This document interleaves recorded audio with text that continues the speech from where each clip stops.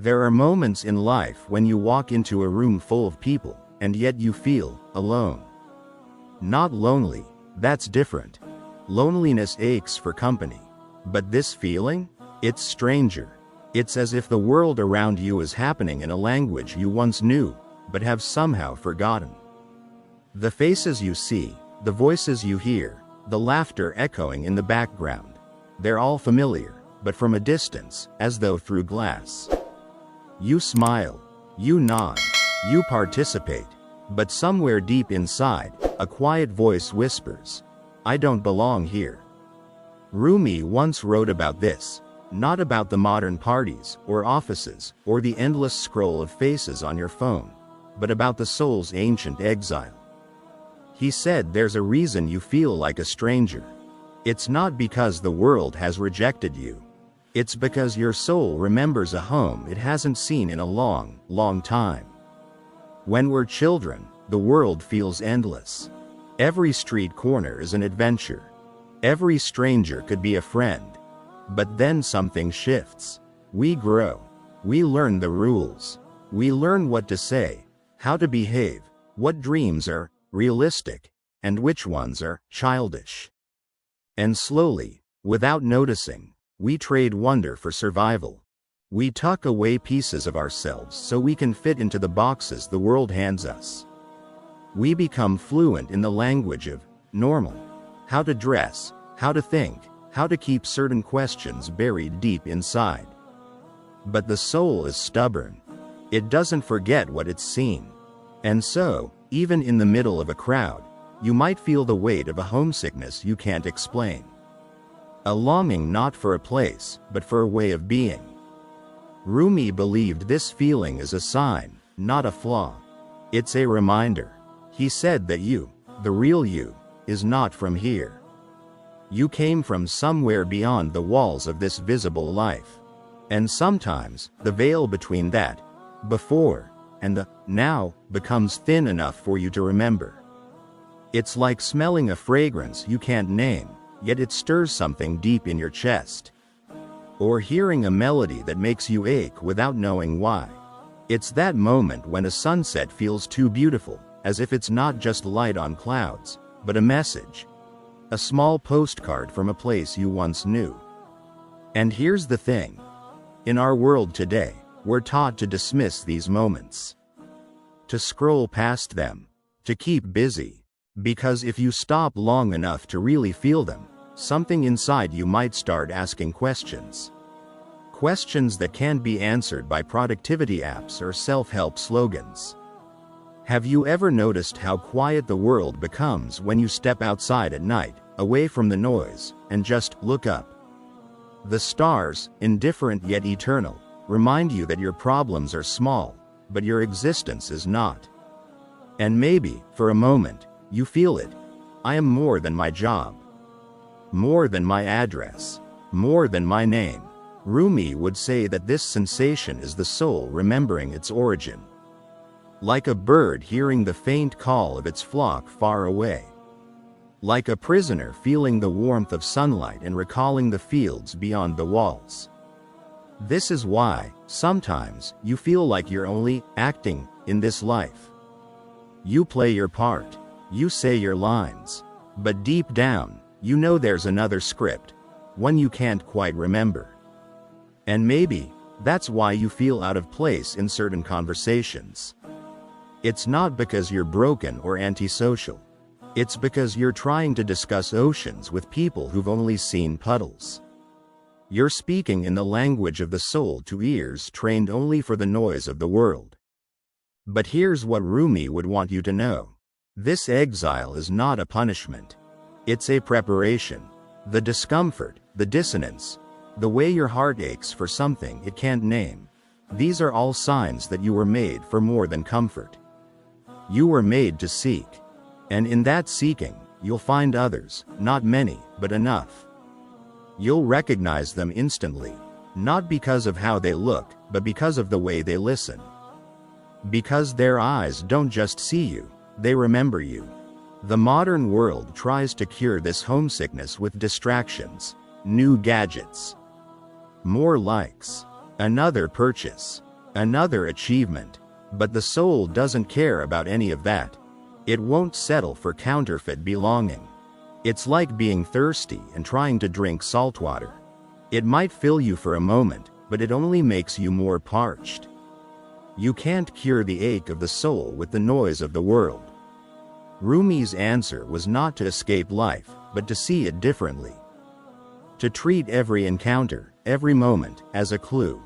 To walk through this strange land as a traveler, awake, aware, and unafraid to feel the longing. That's where we'll begin this journey together. With the understanding that if you feel like a stranger here, it's because your soul is remembering something precious.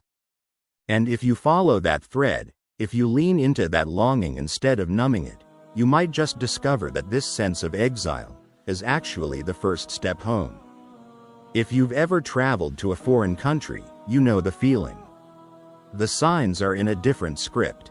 The conversations move too fast. People laugh at jokes you don't understand.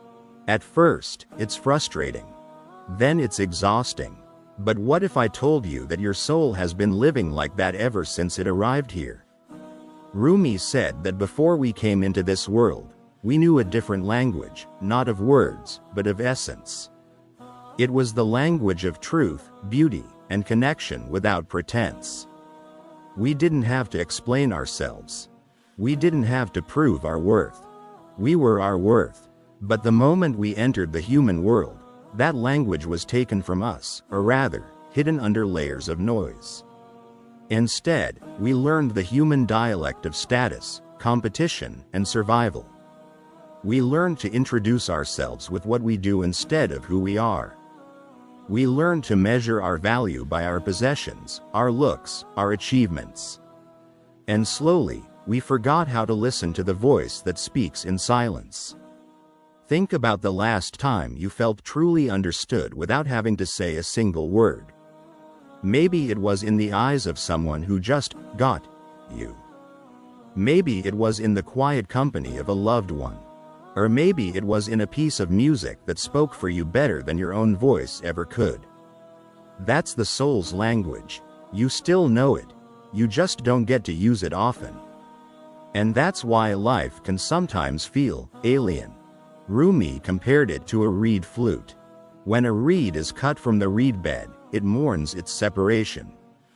The music it makes is beautiful, but it's also a cry, a reminder of the place it came from. We, too, are like that flute. Our words, our art, our love, they're all attempts to play the melody of home, even if we can't fully remember it. And if you've ever felt that deep ache after a moment of beauty, the kind that almost hurts, that's not sadness. It's recognition. It's the soul saying, yes, that's it. That's a note from the song I've been missing. The trouble is, most of us are too distracted to hear it. We fill our days with busyness, our ears with noise, our minds with endless scrolling. We think the emptiness inside will disappear if we just find the right job, the right partner, the right city. But the emptiness isn't a problem to solve.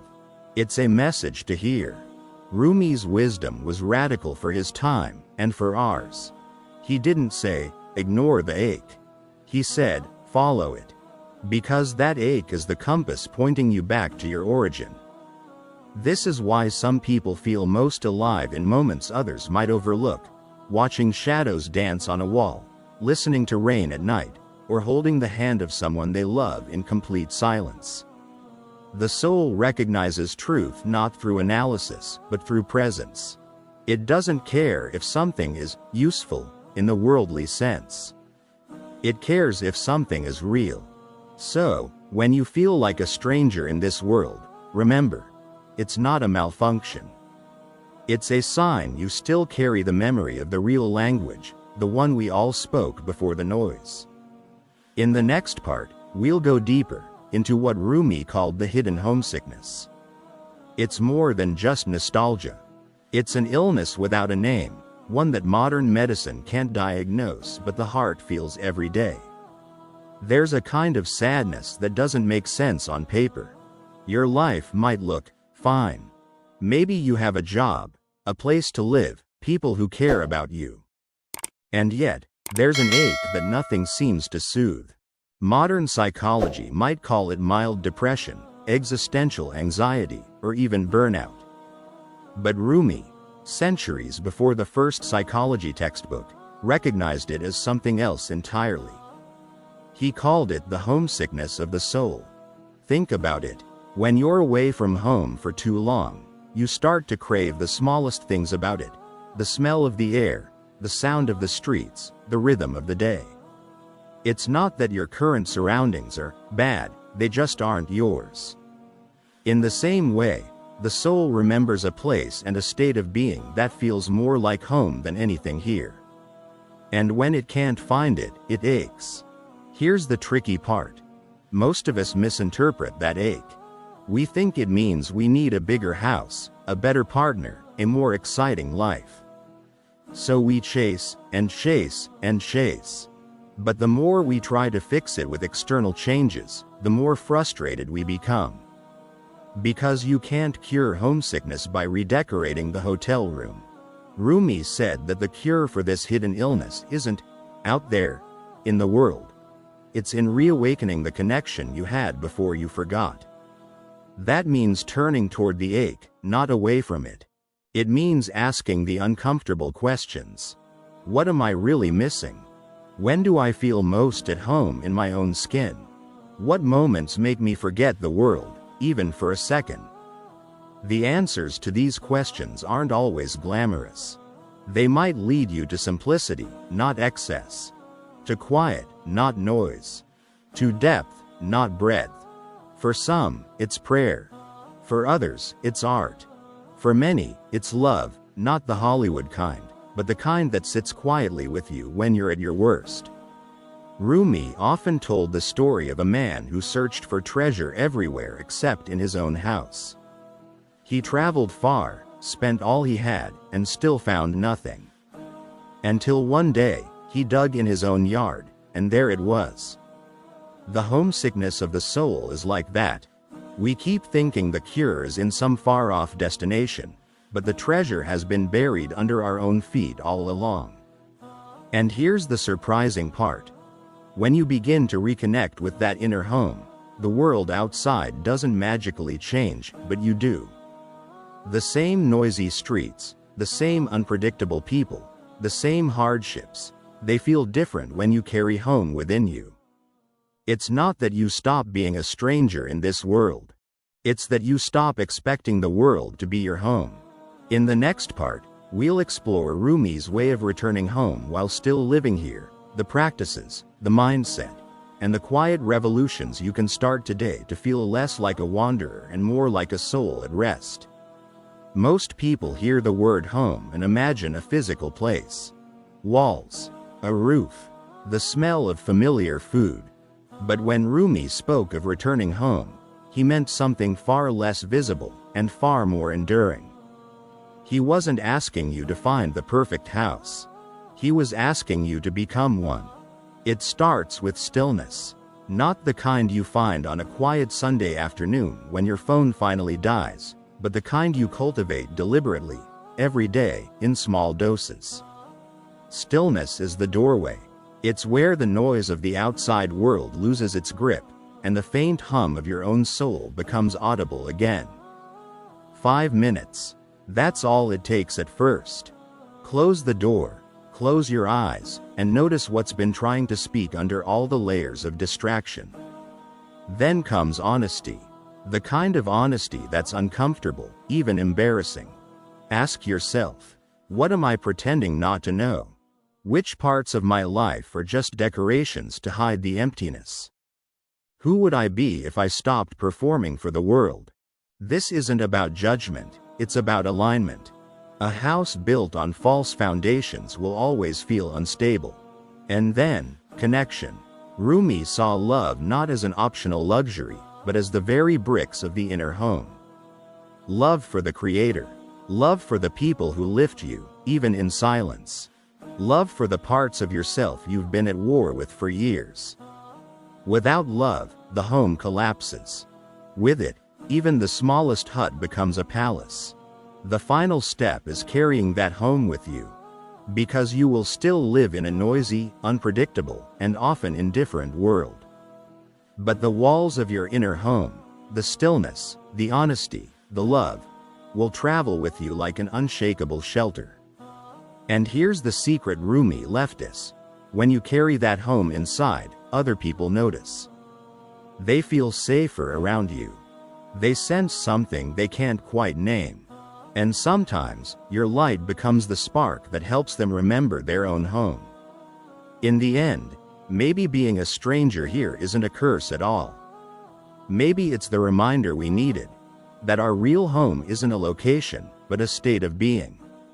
And in that sense, every moment of feeling lost is actually a breadcrumb, leading us back.